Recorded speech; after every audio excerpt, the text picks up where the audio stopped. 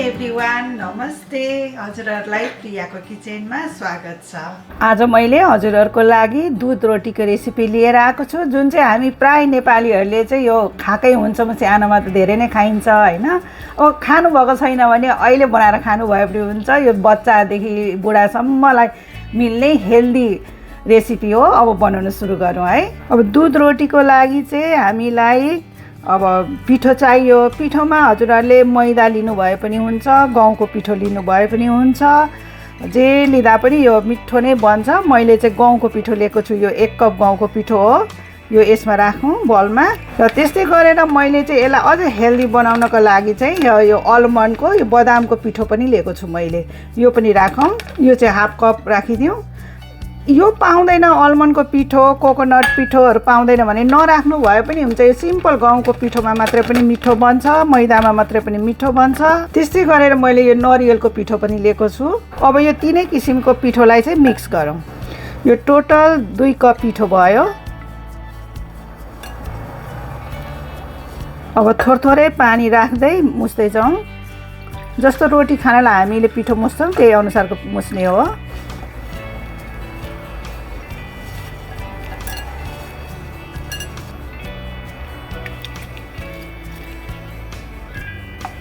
तपाईहरुले मेरो च्यानललाई सब्स्क्राइब गर्नुभएको छैन भने प्लिज सब्स्क्राइब गरिदिनु होला।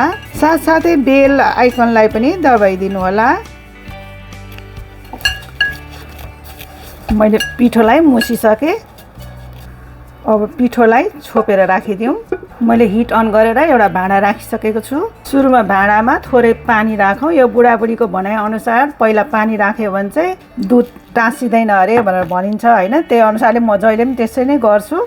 अब 2 कप पिठोमा 4 कप दुध लिएको छु। 4 कप दुध भनेको 1 लिटर हुन्छ। अब यो दुधमा चाहिँ 4वटा सुकमेल पनि राखिदिउँ। म चाहिँ यो नखोलिकन राख्छु। यो खोलेर राखे पनि हुन्छ, तर म चाहिँ यतिकै राख्छु। यो सुकमेल चाहिँ खोलेर राख्दाखेरि चाहिँ पछि खाँदाखेरि त्यसको बिउ चाहिँ मुखमा गयो भने सबैलाई मिठो लाग्दैन। कसैलाई मनपर्छ, कसैलाई मन पर्दैन हैन। त्यसैले गर्दा यो यतिकै राखिदिएको हो मैले। अब दुध तातिने जालसम्ममा हामीले रोटी बनाउनु पर्छ। यो मुसेको पिठोलाई चाहिँ म 2 भाग गर्छु। अब यसको पनि अझै 2 भाग गर्छु। यता छोपेर पनि राख्नुपर्छ अनि यता बाँकी यो हातमा लिएको पिठोको चाहिँ बनाउँदै जानुपर्छ। यसलाई हामी बेलेर पनि बनाउन सक्छौँ, तर यो पुरानो तरिका चाहिँ यसो हातैले बनाइन्छ हैन। अब कुन साइजको बनाउनु मन लागेको छ आफूलाई त्यही अनुसारले बनाउने हो। यसरी डल्लो पार्यो। अब जुन डिजाइनको बनाए पनि हुन्छ। तपाईहरुले यसलाई अब यसरी थिचिएर अलिकति पेडा जस्तै गरेर बनाए पनि हुन्छ। मैले चाहिँ यसमा आलमन्डको पिठो र कोकोनटको पिठो राखेको हुनाले अलिअलि छेउछेउमा चर्किन्छ, तर केही हुँदैन। खाँदा चाहिँ एकदमै बेस्ट मिठो टेस्टी हुन्छ। यो यसरी एउटा बनाएर राखौँ। त्यस्तै गरेर फेरि अरू तरिकाहरूले पनि बनाउन सकिन्छ। मेरो आमाले चाहिँ सानोमा यस्तो डिजाइनले बनाइदिनुहुन्थ्यो। यसरी कति राम्रो देखिन्छ भने नि। हेर्नुहोस्, एउटा यसरी पनि बनाएर राखौँ। एउटा यसरी बनाए पनि हुन्छ। यसरी गोलो मात्रै बनाए पनि हुन्छ। अब मोटाइ पनि कतिको राख्ने हो आफूले त्यो अनुसारले राख्ने। धेरै मोटो पनि मिठो हुँदैन, धेरै पातलो पनि राम्रो हुँदैन।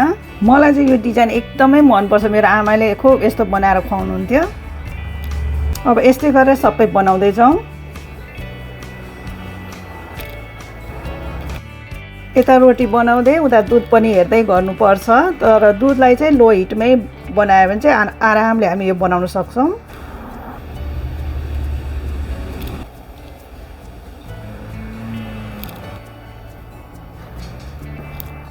एउटा यस्तो डिजाइन पनि बनाउन सक्छौँ। हामीले आफ्नो कल्पना गरी डिजाइनहरू बनाउन सक्छौँ। अब थोरै रोटी म बेलेर पनि बनाउँछु। थोरै पिठो राखौँ। यो ठाउँमा तपाईहरुले घिउ लगाउनु भए पनि हुन्छ। यो चाहिँ आलमन्ड र कोकोनट पिठो भएकोले यो चर्किन्छ छेउछेउमा। अब यसलाई चाहिँ म कुकिज कटरले काट्छु। तपाईहरुसँग छ भने तपाईहरुले पनि काट्नु भयो भने यसरी। हेर्नुहोस् कस्तो राम्रो। यस्तै गरेर अरू पनि बनाऊ।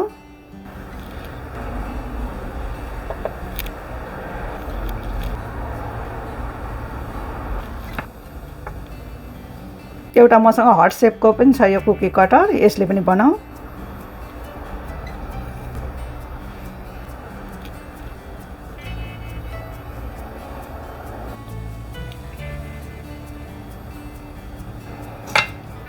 अब आफूलाई जस्तो जस्तो जुन डिजाइन मनपर्छ त्यो अनुसारले सबै बनाउँदै जाने।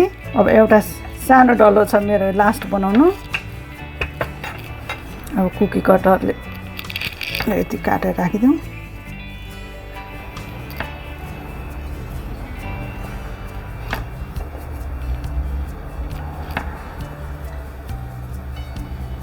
अब यो लास्ट यति छ उब्रेको, यसको चाहिँ मैले हातैले बनाइदिन्छु 2टा। यो बनाउँदाखेरि चाहिँ यसो पहिला गर्ने अनि त्यसपछि 2 छेउतिर चाहिँ अलिक मसिनो गरेर यतातिर यसरी गरिदिने, रोल गरिदिने। त्यसपछि यसलाई बिचबाट यसरी 2टा औँलाको बिचमा दाब्ने। तयार भयो, कति राम्रो हेर्नुहोस् त। र अब यसलाई चाहिँ दुधमा राख्नुपर्ने हुन्छ। यता दुध चाहिँ लो हिटमा तातिरहेको थियो। अब यसमा यो सबै बनाएको रोटी राखिदिउँ। सुरुमा बनाएको रोटी चाहिँ पहिला राखौँ। कुकी कटरले काटेको पनि राखिदिँदै जाउँ। अब लास्ट यो सबै राख्दैछु म। अब हिटलाई चाहिँ मिडियममा लगेर राख्ने। त्यसपछि यसो हल्का चलाइदिउँ। मैले यसमा चिनीको लागि चाहिँ यो फ्रुट स्विटनर राखेको छु। यो फ्रुटको चाहिँ सुगर हो। आफ्नो स्वाद अनुसारको चिनी राखौँ।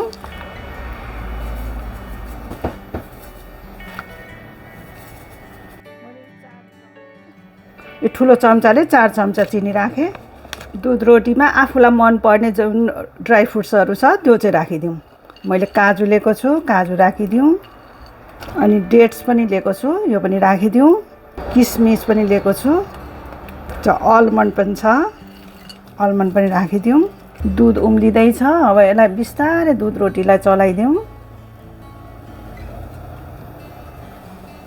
दुधको तर कस्तो राम्रोसँग बसेर आइरहेछ। यो पकाएको पनि 5 मिनट हुन लागिसक्यो। थोरै मैले मरिचको पाउडर लिएको छु, यो पनि राखिदिउँ। अब आफूलाई कतिको मनपर्छ त्यो अनुसारले राख्ने हो। अब यो सुकमेलको पाउडर पनि थोरै लिएको छु, यो पनि राखिदिउँ। आफ्नो इच्छा अनुसार राख्नु होला। र अब यसलाई चलाइदिउँ।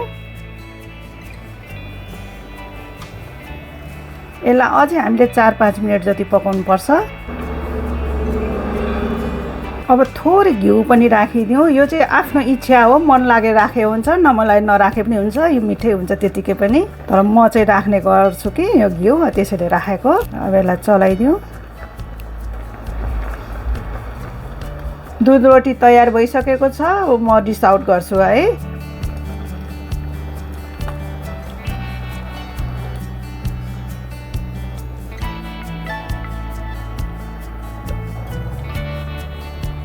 पिस्ताले पनि सजाइदिउँ।